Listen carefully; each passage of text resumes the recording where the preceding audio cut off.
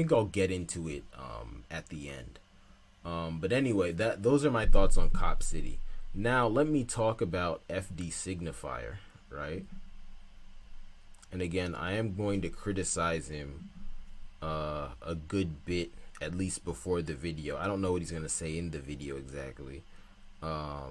Maybe I won't be as critical, but in terms of excuse me, in terms of what I say now, I'm gonna be critical. But again, to be clear, this isn't personal. Never met him. I maybe interacted with him like briefly twice in some of the live chats on his channel. But I, that's I wouldn't even call that being acquainted with someone. That's like that's almost like you walk past them on the street, right? So I don't know him. I have nothing personal against him. And I don't think he's all bad. It's just I do have some criticisms. But anyway, he is a popular YouTuber, a popular black YouTuber. He makes YouTube videos about black movies, music, and general politics now. And over time, he's been making less and less content about movies and music and more about just general politics, right? So this is his main channel, right? You can see his last videos about black Republicans, right? And then he has a secondary channel where this one comes from called Signified B-Side, because he's a video essayist, but he does live streams every once in a while. But those live streams, they air on YouTube, but the recordings don't stay on YouTube. He keeps the recordings on his Patreon, and then he'll upload the clips from the live stream to his second channel. So you can see his first channel had like 460,000 subscribers. The second channel has 82.7 thousand subscribers. Not bad. Very successful YouTuber. And then here is clips, and this is the one we're gonna watch, right? But anyway, the reason I'm bringing him up is because I watched because he did a video on his main channel about Cop City, where he brought someone on, and I believe it'll be the same person in this video to talk about the anti-Cop City effort. Let me find that video just to at least show y'all the thumbnail.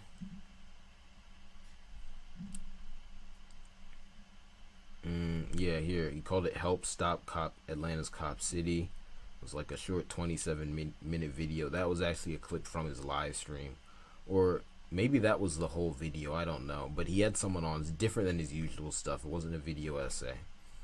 But anyway, he is a leftist, right? That's what he says his political ideology is, and it is. Yeah, it is. I guess. I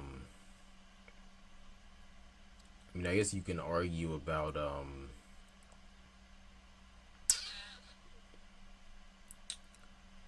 sorry, I'm thinking what to say. Basically, I guess you can argue about how committed he actually is to like doing leftist things, but in terms of what he says, sure, he's some sort of a leftist.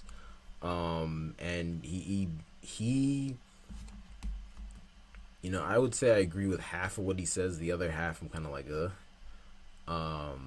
and I think that's because his ideology is leftist. It's kind of very much in line with leftist and liberal woke politics, so to speak. So obviously some of the things he said will be good in line with that. Some of that is just pushing a white liberal agenda, kind of dressed up as being something positive or revolutionary, right? And he won't get into certain things that'll be too controversial among white people, right? And he won't say certain things that'll be too controversial among white people, right? And part of the reason for that is that if you actually look into F.D Signifier, he is not an independent content creator. And again, I'm not saying this to go at him personally. I'm just giving context for who he is. He works for white people, right? So he's really, in that sense, he's really not that different from someone who works on mainstream white news. Like, his boss is white, so he's only gonna say so much, else he'll lose his job. To look into that specifically, in his videos, you notice he's always shouting out a platform called Nebula, right?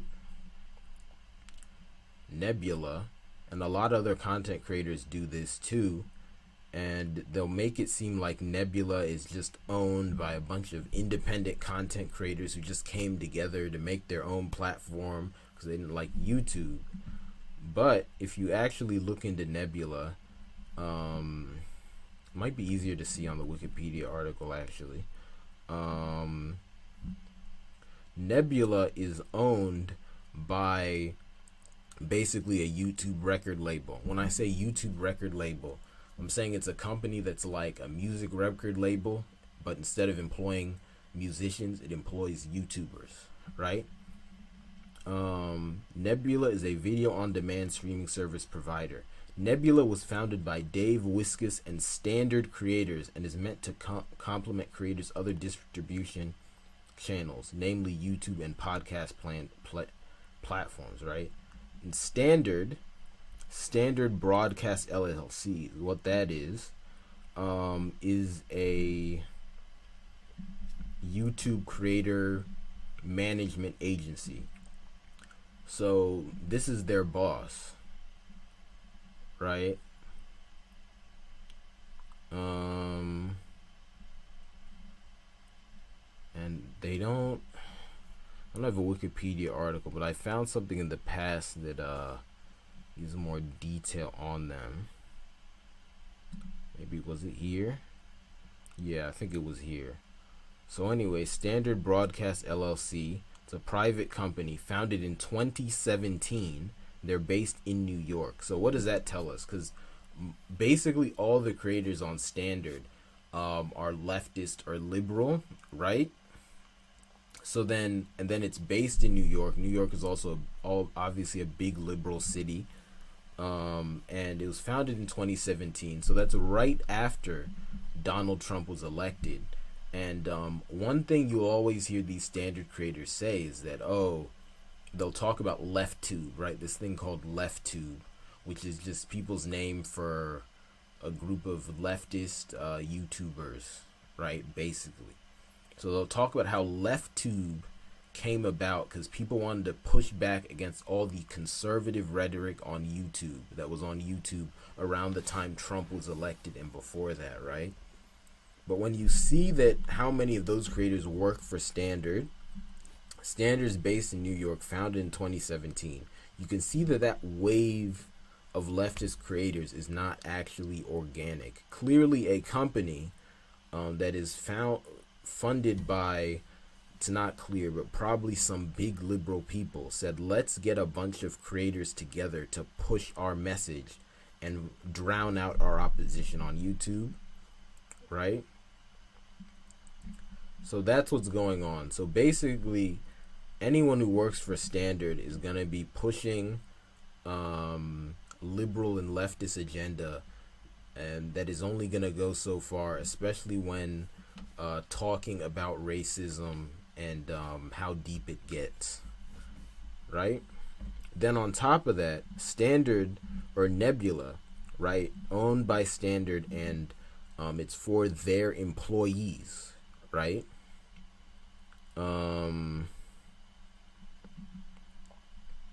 Right? So it is owned as a joint venture between Standard and the creators, right? And the creators obviously are going to have a minority stake, right? So that's basically just like extra income for them. It doesn't mean they really determine what goes on. Owned as a joint venture between Standard and the creators with a minority holding by Curiosity Stream, right? So what is Curiosity Stream? Curiosity Stream, legally Curiosity Stream Incorporated, also known as the Curiosity Channel, is an American media company and subscription video streaming service that offers documentary programming, including films, series, and TV shows. It was launched in 2015 by the founder of the Discovery Channel, John S. Hendricks, right? So this is a white guy who founded the Discovery Channel. Obviously, if you're white, you found some institution that big, you're pretty high up there, and you're not gonna be down for any sort of revolutionary change, right? And even Curiosity Stream itself is yeah, it trades on the NASDAQ, right? It's publicly traded. So when it's publicly traded, that means it is owned and controlled by the highest level Germanic people, which will be the Puritans and their allies, right? So this is an asset of the most powerful white supremacists on planet Earth, right? So again, if you're employed by these people, or your employers are white people who are working with these people, you're only gonna get so spicy, you're only gonna get so revolutionary with the stuff you say. So long story short, the whole reason I'm bringing this up, not to go at F.D Signifier personally, but just to say, and the thing I want to add also is that F.D Signifier said out of his mouth multiple times, if you watched his channel, right? Because I do watch his channel. I started out watching it mostly because I enjoyed the videos. I didn't agree with everything he said, but when he's breaking down different, black celebrities, black arts, I'm like, oh, this is interesting, this is cool. I especially recommend you check out his video on Mike Tyson. I think that was my favorite one. But over time, as he's gotten into some more general political issues, I got a funny feeling about his videos, to be honest. So now I kind of watch it more to like study him honestly, and to kind of get to know what the agenda of the left really is, right? Because he's pushing their agenda, right? So then anyway, but on top of this, FD Signifier has said out of his mouth multiple times on his channel that he's not a revolutionary. He's not really out here about that revolutionary change. He's just here to get his bills paid and feed his family, right? So that is not the talk of a revolutionary. That is the talk, with all due respect, of a sellout. Because if you're just saying, hey, I'm just here to pay my bills, I'm not here about that revolution, I'm just here for the check, you will take a check from anyone, including the enemies of black people, and you will push their agenda over actually doing what is right, right? So that's a dangerous individual, right? So anyway, whole point of me bringing this up, and then on top of that, FD's been on a lot of more mainstream channels. He was on this one YouTube channel, I forget what it's called, but basically they're funded by George Soros, right? The biggest Democratic donor on planet Earth, right? A white billionaire. So again, they're pushing an agenda. I've seen him on at least clips of him on that podcast with Brianna Joy Gray. What's it called again? I'm forgetting what it's called, but anyway, that's another kind of mainstream platform. So he's getting out there. So again, if you're someone like FD Signifier, right? You're employed by white people.